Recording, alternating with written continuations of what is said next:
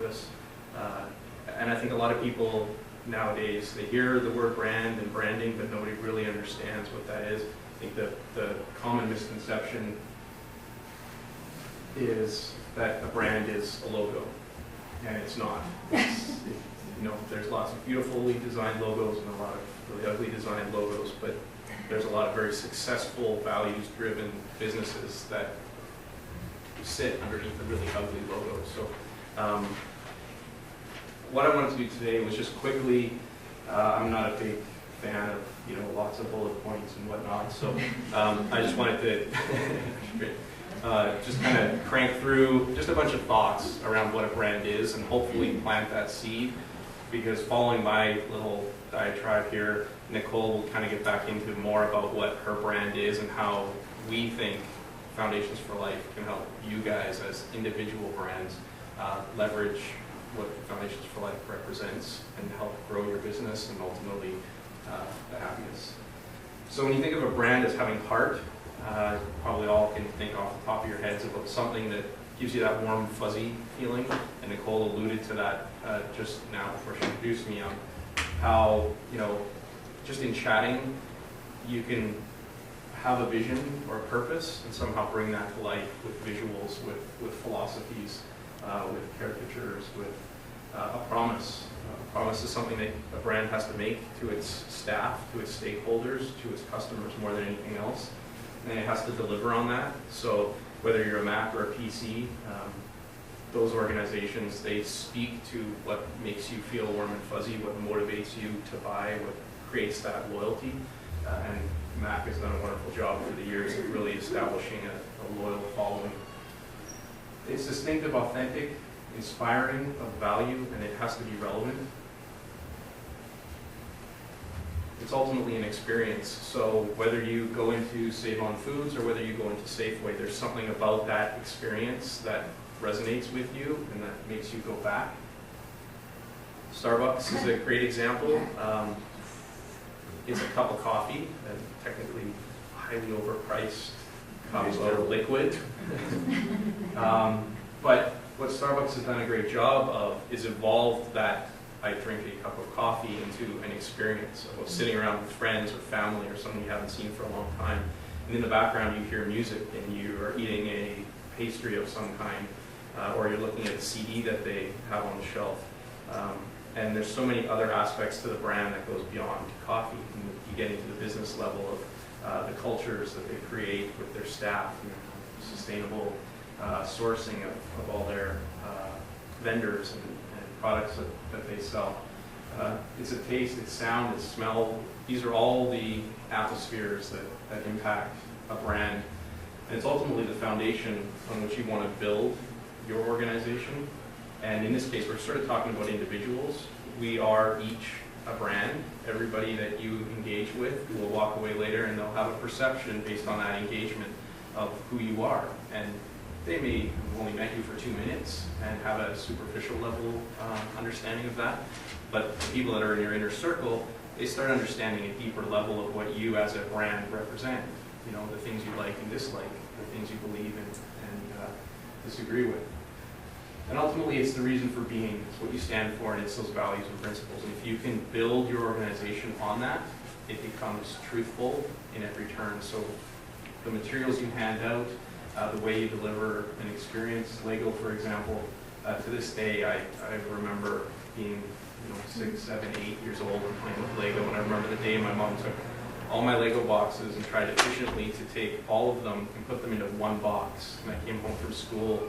She was all excited to show me this huge box of all my Lego, and I freaked out because every little instruction manual with its perfect set of pieces that I had managed to keep were now scattered into one massive box. And I thought, I'm never going to be able to build Lego Town or Lego Space or anything. But it's ultimately, it's that imagination that the brand holds. It's less about the blocks themselves. Ben & Jerry's, Whole Foods, these are all brands that have built their organization on a sort of a value system that goes to responsible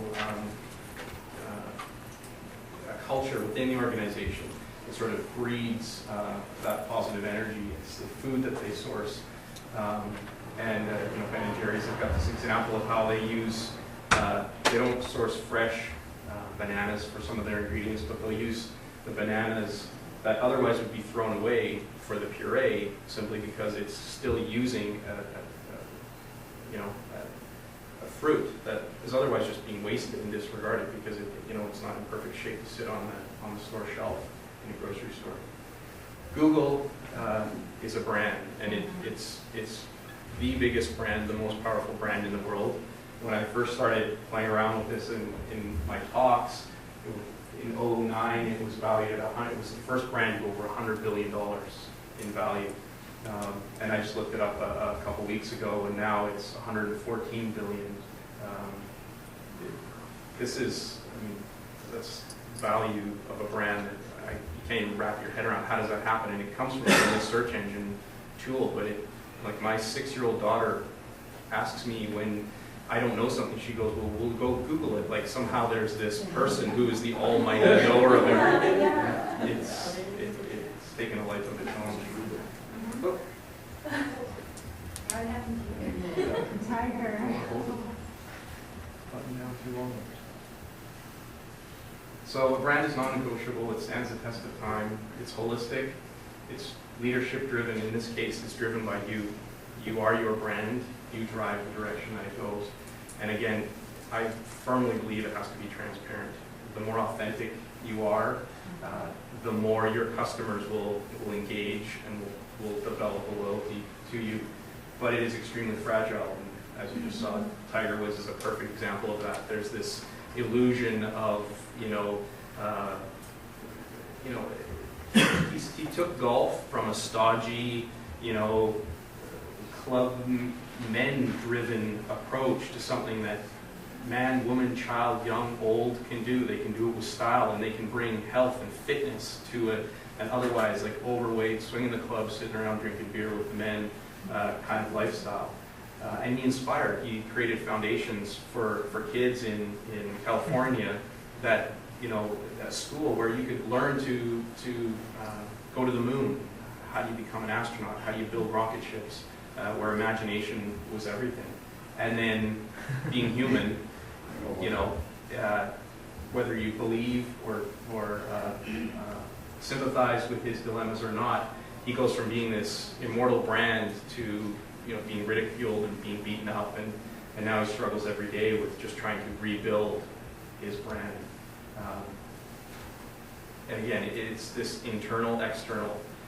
You live it behind closed doors within an organization, whether there's one of you or whether there's 25 of you. I owned a business, and my employees were as important to me as my customers. My employees needed to believe in my brand, needed to speak my brand when I wasn't around, needed to pick the phone up and communicate my brand the same way that I would if I was picking it up every time. If you claim something inside or put an advertising campaign on the outside, but on the inside, you do the opposite, it's just a matter of time until that all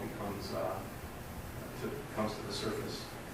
So again, it creates an experience and an expectation. I came across this, obviously made by someone, but this whole idea of IKEA being so easy to assemble, but inevitably his wife comes in and sees him still working on it at night, and he's sleeping, and she's yelling at him, and now she leaves him, and now it's